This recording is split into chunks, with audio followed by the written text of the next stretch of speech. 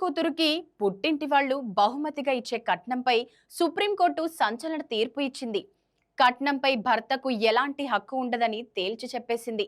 కుటుంబం ఇబ్బందుల్లో ఉన్నప్పుడు ఆ సొమ్మును వాడుకోవచ్చు, కానీ తరువాత ఆ మొత్తాన్ని భార్యకు తిరిగి ఇవ్వాల్సిన నైతిక బాధ్యత భర్తపైనే ఉంటుందని సుప్రీంకోర్టు స్పష్టం చేసింది.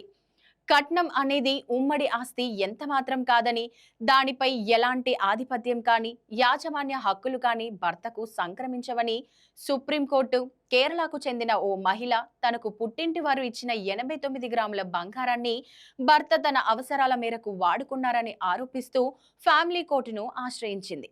ఈ కేసుపై విచారించిన అత్యున్నత ధర్మాసనం మహిళ కోల్పోయిన బంగారానికి 25 లక్షల రూపాయలు పరిహారం ఇవ్వాలని భర్తను ఆదేశించింది.